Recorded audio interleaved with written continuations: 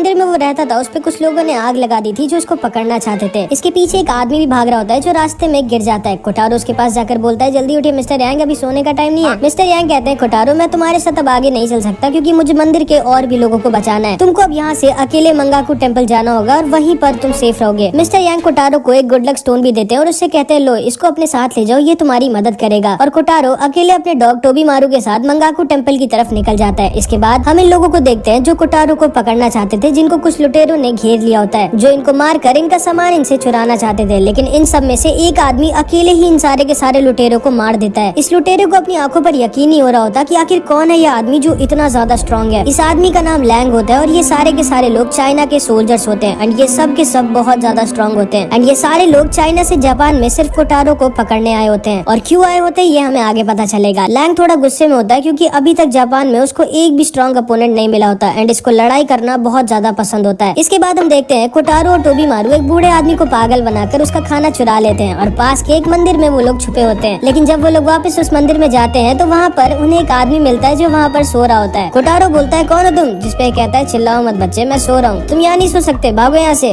क्यों, ये तुम्हारा घर है क्या? जिसपे कोटारो चुप हो जाता है क्योंकि वो जानता है ये घर तो उसका भी नहीं है एंड वो बाहर जाकर अपनी मछलियाँ बनाने लगता है। इधर हम देखते हैं कि जो चाइनीज होते हैं वो जापानीज लोगों की मदद से एक अजीब सी चीज बना रहे होते हैं और लैंग और कुछ और सोल्जर्स कोटारो को ढूंढ रहे होते हैं। कोटारो इधर फिश फ्राई कर रहा होता है, तभी नानाशी आकर उससे बोलता है थोड़ी फिश फ्राई मुझे भी मिलेगी क्या? जिसपे कोटारो बोलता है नहीं नहीं मिलेगी। लेकिन टोबी मारू जाकर नानाशी को अपनी फिश दे देता है और नानाशी उस फिश को खाने लगता है और थैंक यू बोलता है। जिसपे कोटारो कहता है नहीं थैंक यू कहने की कोई जरूरत नहीं है, चुपचाप ये मछली को निकलो यहाँ से। जिसपे नानाशी कहता है मैं तुमको नहीं, मैं इस कुत्ते को थैंक यू बोल रहा था। टोबी मारू दोबारा से जाकर कोटारो के पास मुंह बनाने लगता है और कोटारो टोबी मारू को भी एक मछली दे देता है। वो लोग मजे में अपनी फिश खा रहे होते हैं लेकिन तभी टोबी मारू को खतरे की भनक होती है। वो पीछे घूमकर घुर्राने लगता है और कोटारो समझ जाता है कि सोल्जर्स ने उसको ढूंढ लिया है। वो दोनों वहाँ से भागने की कोशिश करते हैं लेकिन तभी दो जापानी सोल्जर्स उन दोनों को घेर लेते हैं और कोटारो को इंजर्ड कर देते हैं। एक सोल्जर उसको पकड़ने के लिए उसकी तरफ आगे बढ़ता है लेकिन तभी नानाशी कहता है एक छोटे से बच्चे के साथ तुम लोग कुछ ज्यादा ही सख्ती से नहीं पेश आ रहे हो, आखिर किया क्या इसने? जिसपे सोल्जर नानाशी से कहता है कि अपने काम से मतलब रखो, हटो मेरे सामने से। जिसपे नानाशी कहता है नहीं मेरा मन नहीं है यहाँ से हटने का। ये सोल्जर गुस्सा हो जाता है और नानाशी की तरफ अपनी स्वॉर्ड निकाल लेता है और उसके ऊपर अटैक कर देता है लेकिन नानाशी बिना अपनी स्वॉर्ड निकाले ही इसको हरा देता है और दूसरे वाले सोल्जर को टोबी मारू संभाल लेता है। लेकिन तभी वहाँ पर एक चाइनीज सोल्जर आ जाता है और मैंने पहले ही बताया है कि चाइनीज सोल्जर्स बहुत ही ज्यादा स्ट्रॉन्ग होते हैं एंड इसकी और नानाशी की फाइट हो जाती है। नानाशी कोई सोल्जर अपने कुनाई से मारने वाला होता है जिसमें पॉइजन लगा होता है लेकिन टोबी मारू नानाशी को बचा लेता है और खुद इंजर्ड हो जाता है एंड उसके बाद दोबारा से इन दोनों में लड़ाई होती है लेकिन इस बार नानाशी सोल्जर को बिना अपनी स्वॉर्ड निकाले ही हरा देता है। टोबी मारू की हालत उस पॉइजन की वजह से बहुत खराब होने लगती है। नानाशी वहाँ से जाने लगता है, कोटारो से रोकता है और उससे बोलता है कि तुम टोबी मारू को ऐसे ही कैसे छोड़ के जा सकते हो जबकि उसने तुम्हारी जान बचाई है। जिसपे नानाशी कहता है मैंने तुम्हारी जान बचाई है, हम दोनों का हिसाब बराबर है एंड मुझे कोई शौक नहीं है ऐसी फ्री में तुम्हारी मुसीबत को अपने ऊपर लेने का। कोटारो टोबी मारू की हालत देखता है जो कि बहुत ज्यादा खराब हो गई होती है। नानाशी वहाँ से जाने वाला होता है लेकिन तभी कोटारो उसे रोकता है और उससे बोलता है ठीक है हम एक सौदा करते हैं, टोबी मारू की जान बचाने में मेरी मदद करो और मुझे मंगाकू टेम्पल तक पहुँचा दो, उसके बदले में मैं तुम्हें ये लक स्टोन दूंगा। नानाशी कहता है इस पत्थर के लिए मैं अपनी जान क्यों खतरे में डालूं? जिसपे कोटारो कहता है ये कोई मामूली पत्थर नहीं है, इसकी कीमत 1 करोड़ रुपए है एंड मैं ये तुम्हें दे दूंगा अगर तुम मेरी मदद करोगे। नानाशी कहता है तुम मुझे पागल तो नहीं बना रहे हो? जिसपे कोटारो कहता है नहीं तुम पहले से ही पागल हो, ये बताओ तुम्हें सौदा मंजूर है कि नहीं? एंड नानाशी ये सौदा कर लेता है और वो उन दोनों को एक दूसरे शहर ले जाने लगता है। इधर हम देखते हैं जापान का राजा कोंग अपने मंत्रियों के साथ बैठा होता है और ये सोच रहा होता है कि आखिर ये चाइनीज बना क्या रहे हैं एंड वो एक छोटे से बच्चे को क्यों पकड़ना चाहते हैं। वो अपने मंत्रियों को पता लगाने के लिए कहता है कि आखिर इन चाइनीज लोगों का मकसद क्या है। इसके बाद हम देखते हैं नानाशी एक दूसरे शहर के डॉक्टर से टोबी मारू का इलाज करवाता है और कोटारो से टोबी मारू को बहुत सारा पानी पिलाने के लिए कहता है ताकि टोबी मारू जल्दी से ठीक हो जाए। एंड फिर इधर हम देखते हैं एक चाइनीज सोल्जर को किंग के ऑर्डर पर ये सारे के सारे जापानीज सोल्जर्स घेर लेते हैं ताकि वो उसको किडनैप कर चाइनीज लोगों का सारा प्लान पता कर सके एंड इस सोल्जर का नाम किंग काय होता है। नानाशी और कोटारो एक छोटे से रूम किराए पर लेते हैं एंड वहीं पर अपनी रात बिताते हैं। अगली सुबह नानाशी शहर में अपने घोड़े के लिए एक नई सैडल लेने के लिए निकल जाता है एंड वापस आते वक्त उसको रास्ते में लैंग और एक चाइनीज सोल्जर मिलता है जो कोटारो को ढूंढ रहे होते हैं। लैंग नानाशी के पास उसकी तलवार देखता है और उसको लड़ाई करने का मन करता है। वो नानाशी के ऊपर अटैक कर देता है। नानाशी बोलता है उसका लड़ाई करने का भी मूड नहीं है लेकिन लैंग उसकी बात नहीं सुनता और उस पर अटैक कर देता है। लेकिन नानाशी फिर से अपनी तलवार बाहर तक नहीं निकालता और वो लैंग के सारे अटैक्स डॉज कर रहा होता है। लैंग उससे पूछता है कि आखिर तुम अपनी तलवार क्यों नहीं निकाल रहे? जिसपे नानाशी उससे कुछ भी नहीं बोलता लेकिन तभी वो दूसरा चाइनीज सोल्जर उन्हें रोक देता है और कहता है लैंग हमें जल्दी वापस जाना होगा, किंग काय मारा गया है। जिसको सुनकर लैंग अपनी तलवार को अंदर रख लेता है और नानाशी से कहता है कोई बात नहीं, हमारी अगली फाइट जल्दी होगी एंड वो वहाँ से चला जाता है। नानाशी वापस घर आने के बाद देखता देखता है कि टोबी मारू अब होश में आ चुका है और वो पानी पी रहा होता है, जिसको देखकर कोटारो बहुत खुश होता है। इसके बाद हम देखते हैं लैंग चाइनीज जनरल को बता रहा होता है कि किंग काय की जो बॉडी मिली है वो उसकी नहीं है, क्योंकि उसकी पीठ पर एक निशान था जो उस डेड बॉडी में नहीं था। जिसपे जनरल बोलता है कि आखिर तुम कहना क्या चाहते हो लैंग? मेरे हिसाब से किंग काय मरा नहीं है, उसको जापानीज लोगों ने किडनैप किया है हमारा सीक्रेट प्रोजेक्ट के बारे में पता करने के लिए। सुबह सुबह कोटारो नानाशी से कहता है मुझे हॉर्स राइडिंग सिखा सकते हो क्या? जिसपे नानाशी उसे मना कर देता है। कोटारो कहता है भूलो मत, मैं तुम्हारा मालिक हूँ, चुपचाप सिखाओ, क्या पता बाद में कभी काम आ जाए। एंड नानाशी को कोटारो की बात माननी पड़ती है एंड वो उसको हॉर्स राइडिंग सिखाने लगता है, लेकिन कोटारो बार बार गिर जा रहा होता है। मैंने तो पहले ही कहा था तुम हॉर्स राइडिंग नहीं कर पाओगे, चुप रहो, ये इस घोड़े की गलती है, ये खुद नहीं चाहता कि मैं इस पे सवारी करूं। इधर हम देखते हैं लैंग ने जैसा कहा था वैसा ही होता है। ये जापानीज सोल्जर किंग काय को बहुत ज्यादा टॉर्चर कर रहे होते हैं उनका प्लान पता करने के लिए, लेकिन किंग काय अपना मुंह तक नहीं खोल रहा होता। एंड इसीलिए कॉन्ग अपने कमांडर मादरा के साथ आता है एंड ये भी बहुत ज्यादा स्ट्रॉन्ग होता है एंड किंग इसको रिस्पॉन्सिबिलिटी देता है किंग काय से सारी इन्फॉर्मेशन निकालने की। इसके बाद हम देखते हैं इस बूढ़े आदमी को जिसके घर पर इस समय कोटारो और नानाशी छुपे हुए हैं। उसको एक पोस्टर दिखता है जिसपे लिखा हुआ था कि जो भी एक छोटे से बच्चे को जो कि कुत्ते के साथ रहता है उसे ढूंढने में मदद करेगा उसे किंग 1 लाख रुपए देंगे। एंड ये बूढ़ा आदमी समझ जाता है कि ये जरूर से कोटारो की बात हो रही है एंड वो कुछ सोल्जर्स को अपने साथ उनके घर लेके आ जाता है, लेकिन ये लोग पहले ही उसके घर से निकल चुके होते हैं और मंगाकू टेम्पल की तरफ बढ़ रहे होते हैं। एंड कोटारो को अब थोड़ी बहुत हॉर्स राइडिंग आ चुकी होती है। इधर हम देखते हैं मादरा अपनी वाइफ के साथ बैठा होता है और वो उसको लैंग के बारे में बता रहा होता है कि वो कितना ज्यादा स्ट्रॉन्ग फाइटर एंड पूरी जिंदगी में अभी तक वो सिर्फ 2 ही ऐसे लोगों से मिला है जो उसके टक्कर के हैं। इसकी वाइफ पूछती है एक तो लैंग है, दूसरा कौन है? जिसपे बताता है कि मैं उससे बहुत पहले एक बैटल फील्ड में मिला था और वो वॉरियर बहुत ही ज्यादा स्ट्रॉन्ग था। वो अकेले ही 100 लोगों से लड़ जाया करता था, लेकिन वो अचानक से एक दिन गायब हो गया और उसके बाद हमने उसको आज तक नहीं देखा। जिसपे इसकी वाइफ इससे कहती है कि वो जरूर से एक बहुत ही काइंड पर्सन होगा, आखिर आप कब लड़ाई करना छोड़ोगे? जिसपे मादरा इससे कहता है तब तक नहीं जब तक मैं इस किंगडम का राजा नहीं बन जाता। इधर हम देखते हैं नानाशी और कोटारो एक पॉन्ड में नहा रहे होते हैं। नानाशी की बॉडी में बहुत ज्यादा स्कार्स होते हैं और वो जब अपने बाल धोता है तो कोटारो को पता चलता है कि उसके बाल थोड़े थोड़े रेड कलर के होते हैं एंड उसके बाल रेड कलर के इसलिए होते हैं क्योंकि उसने पास्ट में इतने सारे लोगों को वॉर में मारा होता है कि उन सब के ब्लड से उसके हेयर का कलर ही चेंज हो गया होता है एंड इसीलिए वो डाई लगाकर घूमता है, जिसको देखकर कोटारो थोड़ा डर जाता है। नानाशी उससे बोलता है चिंता मत करो, मैं लड़ाई करना बहुत पहले छोड़ चुका हूँ। इसके बाद ये लोग आग में बैठकर सूख रहे होते हैं और नानाशी कोटारो से बोलता है क्या हुआ, इतना डर गया कि अब मुझसे कुछ बोल ही नहीं रहे? जिसपे कोटारो कहता है नहीं, मैं किसी से नहीं डरता। लेकिन तभी नानाशी कोटारो से कहता है ध्यान से सुनो, कुछ लोगों ने हमें घेर लिया और वो हम पर कभी भी अटैक कर सकते हैं, ऐसे एक्ट करो जैसे हमें उनके बारे में नहीं पता चला है। जिसको सुनकर कोटारो बहुत डर जाता है। नानाशी बोलता है कुछ बताओ अपने बारे में, आखिर हो कौन तुम? जिसपे कोटारो से बताता है कि वो चाइना में पैदा हुआ था एंड उसके मम्मी पापा बचपन में ही खत्म हो गए थे एंड एक दिन अचानक से कुछ चाइनीज सोल्जर्स उसको पकड़ने आ गए एंड एक टेंपल में उसकी मुलाकात मिस्टर यांग से हुई जो उसको जापान लेकर आ गए। लेकिन पता नहीं कैसे चाइनीज सोल्जर्स ने उसको यहाँ पर भी ढूंढ लिया एंड वो और मिस्टर यांग जिस मंदिर में रहते थे उस पर उन लोगों ने अटैक कर दिया एंड उनसे बचने के लिए ही वो मंगाकू टेंपल जा रहा है क्योंकि वहाँ पर वो सेफ रहेगा। एंड तभी 2 लोग इन लोगों पर अटैक कर देते हैं, लेकिन ये कोई चाइनीज सोल्जर्स नहीं बल्कि ऐसे ही छोटे मोटे लुटेरे होते हैं जो आज बहुत गलत लोगों से पंगा ले लिए होते हैं। बेचारे आए तो लूटने होते हैं लेकिन खुद ही लूट जाते हैं। इसके बाद ये दोनों फिर से निकल जाते हैं मंगाकू टेंपल की तरफ एंड इन दोनों की अब काफी अच्छी दोस्ती हो चुकी होती है। इधर हम देखते हैं ये जनरल लैंग के ऊपर बहुत ज्यादा गुस्सा होता है क्योंकि वो एक बच्चे तक को ढूंढ नहीं पा रहा होता है। वो उसे वार्निंग देता है कि कुछ भी करो मुझे 2 दिनों के अंदर वो बच्चा चाहिए। और इधर किंग काय को बहुत ज्यादा टॉर्चर करने के बाद मादरा फाइनली सारी की सारी इन्फॉर्मेशन निकाल लेता है एंड वो कॉन्ग को बताता है कि चाइनीज लोग कोई मामूली चीज नहीं बना रहे, वो एक ऐसा पॉइजन बना रहे हैं जिसको पीने के बाद कोई आदमी अमर हो जाएगा एंड उसको बनाने के लिए उन लोगों को कोटारो की बलि आज से 2 दिन बाद पूर्णिमा की रात को उसी चीज पर चढ़ानी होगी जो वो इतने दिनों से बना रहे हैं एंड कोटारो के ब्लड से ही वो अमृत बनेगा जो चाइना का किंग अपने लिए बनवाना चाहता है। कॉन्ग बहुत ज्यादा खुश हो जाता है और मादरा से कहता है कुछ भी करो मुझे वो लड़का उनसे पहले चाहिए, वो अमृत उन चाइनीज लोगों को नहीं मिलना चाहिए। इसके बाद हम देखते हैं मादरा का बेटा मादरा से कह रहा होता है कि वो किंग की बेटी से प्यार करता है और वो उससे शादी करना चाहता है, जिसपे मादरा उससे कहता है सब्र करो, हमें अभी सही मौके का इंतजार करना होगा। एंड इधर कोटारो, नानाशी और टोबी मारू एक बहुत ही लंबे सफर के बाद फाइनली मंगाकू टेंपल पहुंच जाते हैं। कोटारो अपने सौदे के मुताबिक नानाशी को वो गुड लक स्टोन दे देता है और नानाशी से कहता है असल में इस स्टोन की कीमत मैंने थोड़ी बढ़ा चढ़ाकर बताई थी, इसकी असली कीमत 1 करोड़ रुपए नहीं है। चलो कोई बात नहीं, मैं पहले से ये जानता था कि इसकी कीमत 1 करोड़ नहीं होगी, कम से कम 10-20 लाख तो होगी ना।